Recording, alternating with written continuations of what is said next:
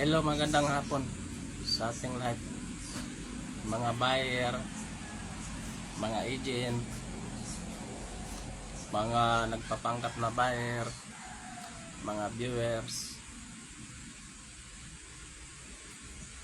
mga agent na bantay sa lakay. Magandang hapon sa inyong lahat. Mayroon tayong pag-uusapan tungkol sa isang unit. Number 1, kung nag-inquire ka sa ahente, ikaw buyer, inayos ka naman pag entertain sa ahente. Pangalawa, pag nakita mo na yung unit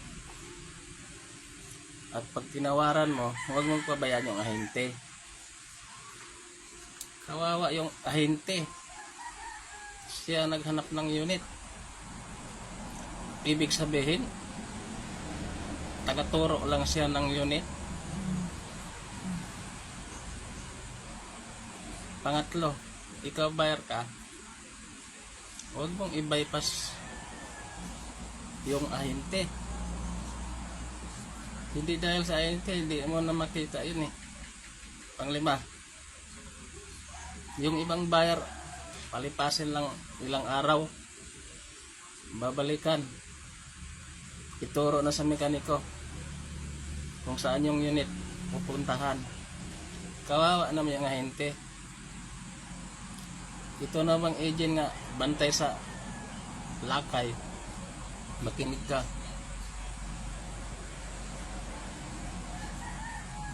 Bantayan mo lang yung unit, huwag ganon, transparent tayo. Bakit matunton mo yung unit pag hindi mo inaahintihan mo?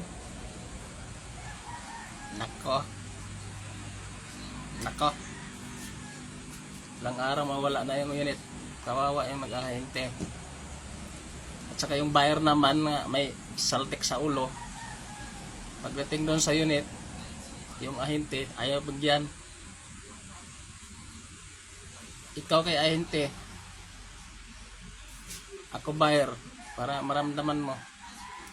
Huwag ganon. Bigyan mo panggalunggong, bigas-bigas, utos ka ng utos, pati panggasolina di ka magbigay. Alam mo namang unit, quality yung unit. Pakito mo sa ahente, maganda yung unit. Huwag mo na i-bypass yung ahente. Sus Maria Jose. Sus, sa akin lang, ano lang to, kasi marami na akong na-encounter na ganun, mga buyer,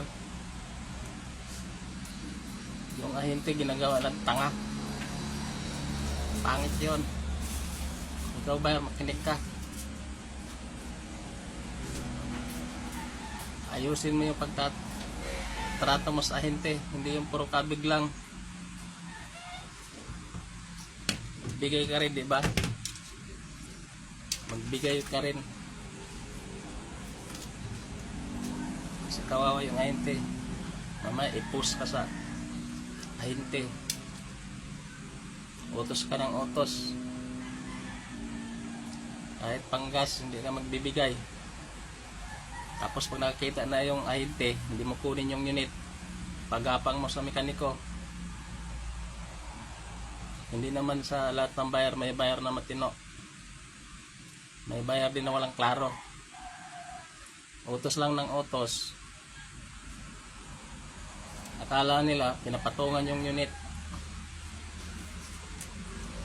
Masyado kayong nag-iisip na hindi maganda. Pag kayo nagbibenta, kalahati yung tubo nyo doon sa unit. Tubong lugaw kayo. Yung ahente, pagdudahan niya pa kung tinutubuan yung unit. Hindi nyo alam yung ugali ng mga Pakistani dito sa Subic. Ayun lang, shout out sa mga buyer dyan na ganyan.